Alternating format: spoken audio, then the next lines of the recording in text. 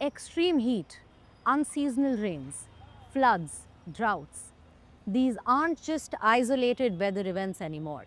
It's a pattern, it's a warning, and it is becoming harder to ignore. Hello and welcome. I am Sadhika Tiwari, and you're watching Eco India. This isn't about some glaciers melting in the distance anymore. It's about the economy of your country, the money in your pocket. So today, through all our stories, we ask a central question. How do we adapt? And whatever we do, will it be enough as the weather becomes more extreme?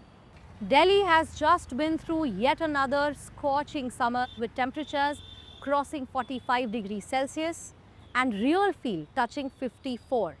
Stepping out in the sun wasn't just uncomfortable, it was dangerous. And yet, for millions of informal workers who keep this city running, there was no choice but to be out in the heat.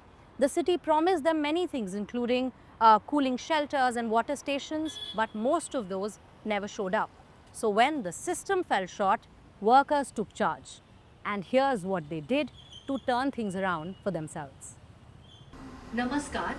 Delhi में कल अधिकतम तापमान 44 से 45 degree Celsius दर्ज किए गए, जो कि सामान्य से 4 से 5 डिग्री सेल्सियस अधिक रहे। In the Indian capital, it is the most vulnerable who are hit hardest by the heat. Street traders, garbage collectors, food vendors, informal workers with no contracts, no breaks, and no protection from the searing heat. Delhi city authorities have not been doing enough to protect those who work outdoors all day long. So, an unlikely alliance has stepped in. Brothers and sisters, listen, listen, listen. The heat has arrived and it brings a tale of pain. It includes India's prestigious Meteorological Department, or IMD, the International Environmental Group, Greenpeace, and representatives of the informal workers. Asha Paswan is a street vendor. The 50-year-old sells water and cookies outside a hospital in central Delhi. This year has been especially bad. Delhi's summers are becoming increasingly humid. Summers are unbearable. There's no shade, no umbrella, nothing. We sweat endlessly and feel completely drained. I've fainted several times. Asha Paswan is one of 15 vendors along this stretch in central Delhi, battling the same brutal routine every day. The health ministry says last year alone saw nearly 40,000 cases of suspected heat stroke and more than 100 deaths due to prolonged heat waves across India. Delhi's heat action plan promises shelters, 3,000 water stations and coolers for the informal workforce across the capital. But locals say the system often doesn't work in practice. I am a laborer and I do welding jobs. In this heat, I feel thirsty, but the water container is never full when I come, and the tap is broken too. It's been like this for months. It's always empty. The Delhi authorities are not entirely inactive. The Heat Action Plan, which came into force in April, also provides early warnings from the IMD. Before the season starts, the Indian Meteorological Department identifies areas at risk of a heat wave, issuing monthly forecasts and weekly updates every Thursday. There are in fact daily updates covering the next 5 days, issued online, on television and radio. But the IMD had to admit their message is not reaching those most at risk. The spokesperson for a nationwide network of the street vendors explains why. It is difficult to communicate this data in its original format and style to the common people, and even harder for them to understand. That led to a surprising development.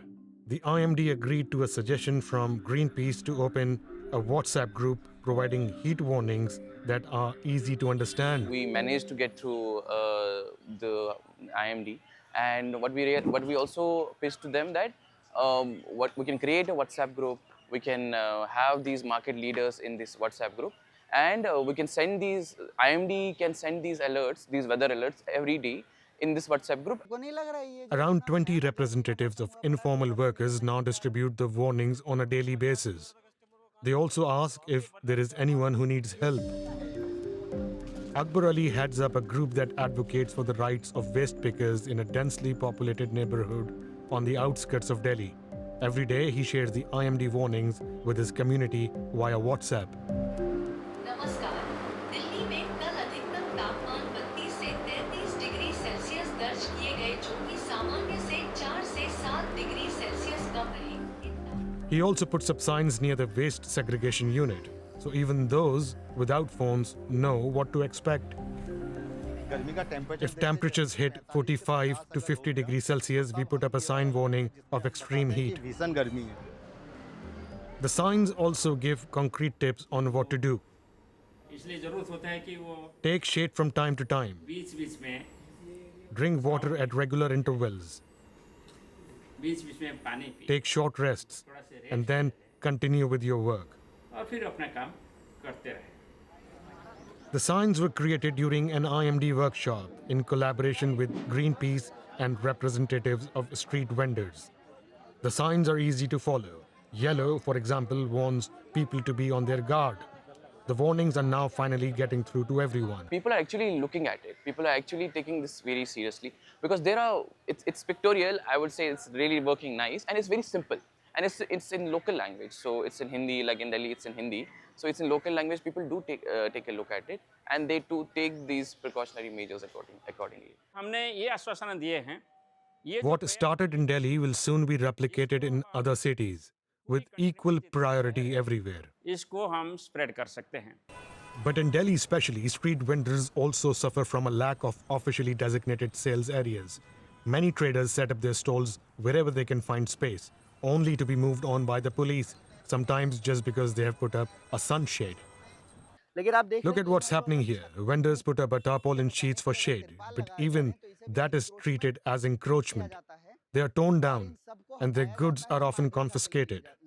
Instead of supporting them, the only response from authorities is to find an excuse, whether it is encroachment or lack of cleanliness, to evict the vendors. And so the informal workers are left to try and help themselves. Since May 2024, the IMD and Greenpeace have trained 5 unions to decode heat alerts. 24 heat signboards now stand across markets and waste hubs. For many, this is the first time that climate warnings feel personal and useful. If cities like Delhi want to protect their most vulnerable residents, models like this one need to be scaled up quickly before the next heat wave hits.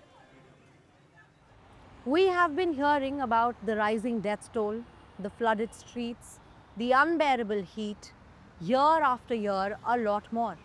But what does all of this mean for our economy, for our livelihoods, the businesses, the people holding all of it together? Extreme weather has already cost India billions over the past decades. Heat waves alone have slashed productivity by taking away billions of working hours. Sectors like agriculture and construction have especially been hit hard. So how do we prepare a developing economy for a future that is unpredictable? It's early evening in Delhi, and a bunch of co-workers are out playing soccer after work. Their employer pays a lot of money for each training session. Every year, local companies compete in a corporate league.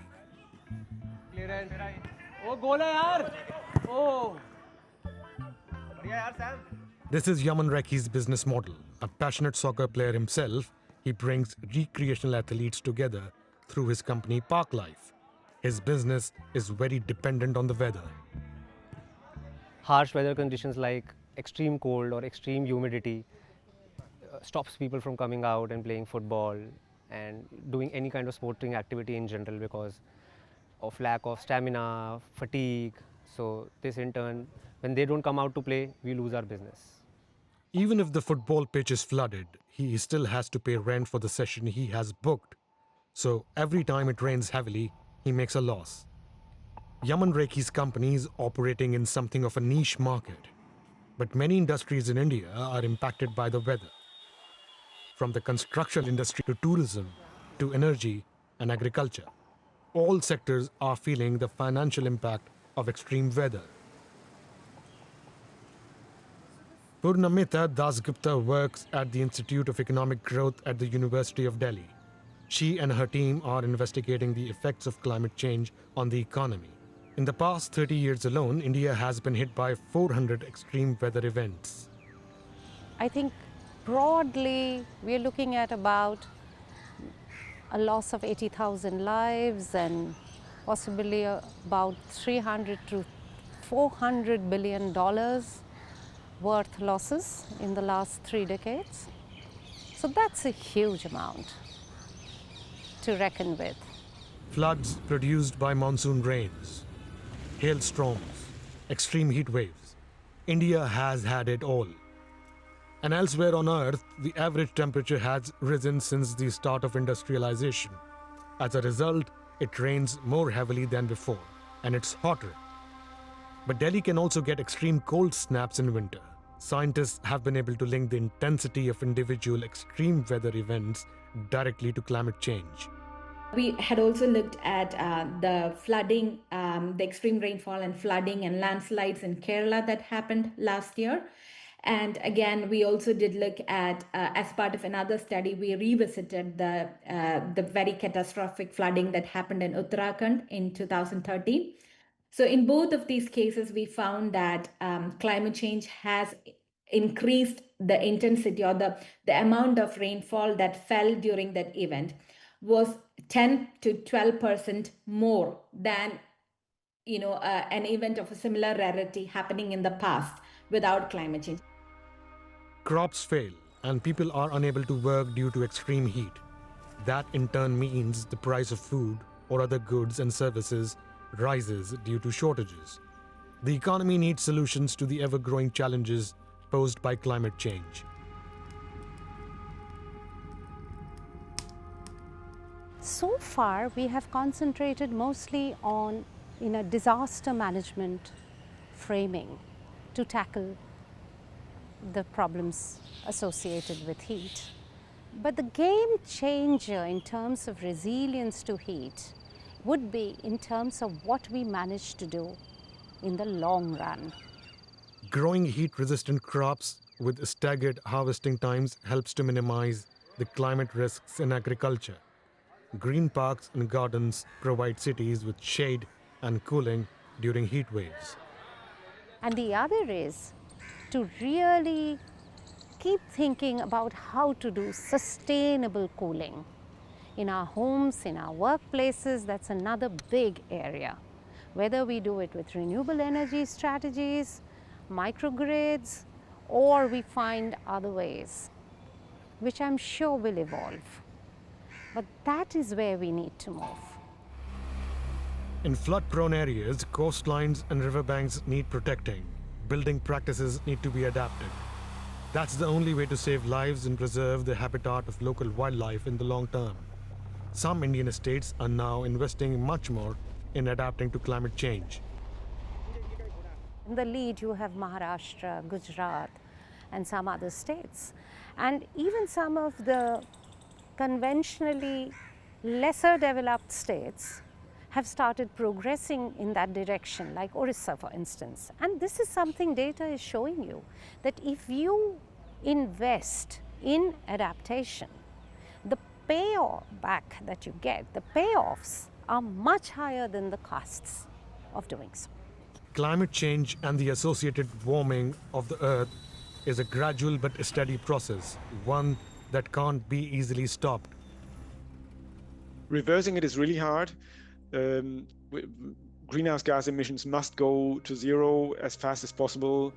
Obviously, there have been weather extremes, and protection against these extremes has not been perfect in the past either. So climate change is really just amplifying the risks and introducing some new risks that have not been present in a particular region thus far. For now, entrepreneurs like Yaman Rekhi, like everyone else, has to live with the consequences of advancing climate change. He'll need to find ways of adapting to the new normal. Heat waves are breaking records everywhere. Meanwhile, Europe has seen its own summer leave behind a trail of economic damage. In fact, Western Europe logged its hottest June ever on record this year. So for this story, we are traveling from the crowded streets of India to Barcelona in Spain, where people are feeling the same pressure, the same heat, showing us how rising temperatures are risking the health of millions everywhere and how communities can make things better. At close to 38 degrees Celsius, Barcelona has experienced record-breaking temperatures in June. The heat is unbearable for tourists and residents alike. But what can the city do to help? Hi, I'm Marie. The heat in Barcelona is unbearable. We need to cool off. We need shade. Marie Castro works in the neighbourhood cafe for La Prosperitat, a working-class district in Barcelona. The air-conditioned cafe has been designated a heat shelter by the city. Residents can come here for a bit of relief, free of charge. It's especially important for those people who cannot go on holiday. This is a place where they can cool off. The city administration has set up 400 heat shelters in museums, libraries, neighbourhood cafes and parks. For most, a shelter can be reached in just 10 minutes. Anyone is welcome to drink some water and cool off in the air-conditioned entrance hall of this museum. Irma Ventayol is in charge of the project. Barcelona is one of Europe's high-risk areas for heat-related deaths. This network is also intended as a precaution. It's important for people to get to know the shelters. It's important they know that they exist. Barcelona also has outdoor heat shelters with artificial or natural means of providing shade. It's necessary in this humid heat, and we know that the summers are getting more and more relentless. It's an interesting initiative. Buildings are rarely insulated in low-income districts like La Prosperitat. In her neighbourhood cafe, Marie gets to hear how residents struggle with the summer heat. All Jose Flor has to cool down is a fan. The houses are badly insulated, and regulations forbid installing an air conditioner on the facade. It's a disaster. Most residents here cannot afford an air conditioner. Who will pay the electricity bill? According to a university study, heat shelters are less frequently used in low-income districts. Isabel Angelovsky researches climate effects on cities like Barcelona, where 900 people die of heat-related causes every summer. In working-class districts, 30% of the residents don't go anywhere. They just stay at home when it gets too hot. They refuse to go to the heat shelters, ignore them, and stay at home. This affects the elderly and women in particular. Which is why the city is also trying to lower the overall temperature by reducing traffic and pollution, and by having greener streets and squares. Barcelona aims to be climate neutral by 2030. The neighbourhood cafe in La Prosperitat is surrounded by a sea of concrete. An artificial beach is being created on the square. Marie hopes that areas less visited by tourists will soon also be greened. Creating more green spaces in Barcelona is a step in the right direction. Perhaps we'll have more greenery in the future. The summer has only just started and the city is heating up.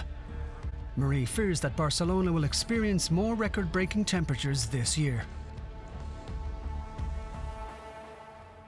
Do you think you can escape climate stress by stepping away from it? Well, for the most vulnerable, the answer is mostly no, but some can afford to do this.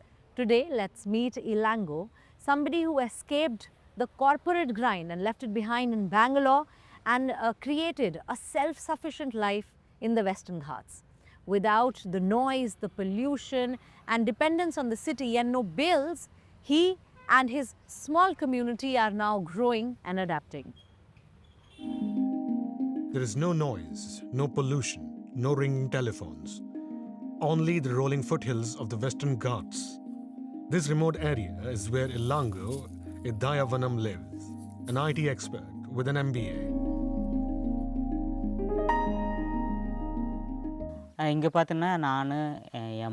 I have been living here for the past 5 years with my wife, our children and my parents. Before that, I was working as a research analyst for a private company in Bangalore. While I was working there, I suffered both mental and physical problems. I found myself reflecting on how my life was going. I thought, am I happy? The answer was no.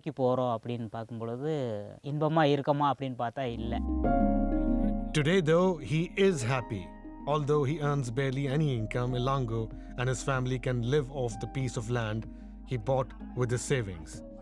They are no longer alone in their lifestyle choice. There are 5 to 6 families who have joined us on this journey towards self-sufficiency. We also exchange products and goods. Some of the families continue to live partly in the city. They haven't completely left it behind. I am a manager at a private company in Tirupur. Our life here brings us opportunities to learn new skills. My family is involved in weaving. I have learned to weave and I'd like to pass it on to the next generation. Each of the families has specialized in a different craft. They gather here once a week, not only to exchange goods, but also to share their knowledge and teach each other new skills.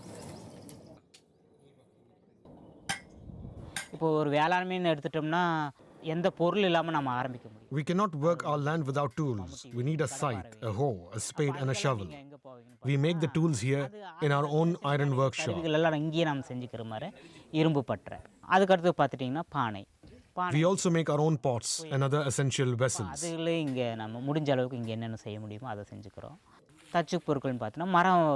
And we craft things out of wood too. A cot, chairs, a baby walker and other useful objects.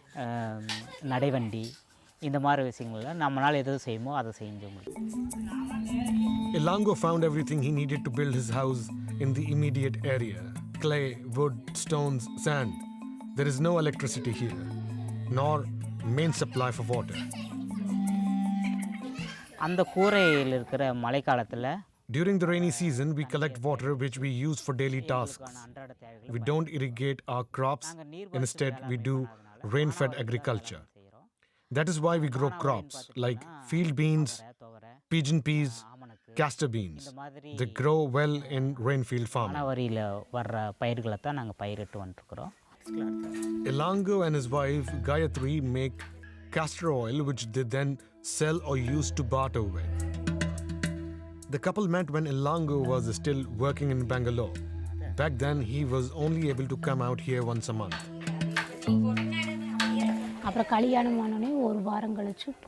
After we got married, we moved to Bangalore and shared a room there. I couldn't stay. I told Ilango to take me back here so that I could live with my in-laws. And so I came back. Our self-sufficient way of life here is peaceful and content. And importantly, it keeps us in good health. That makes us happy.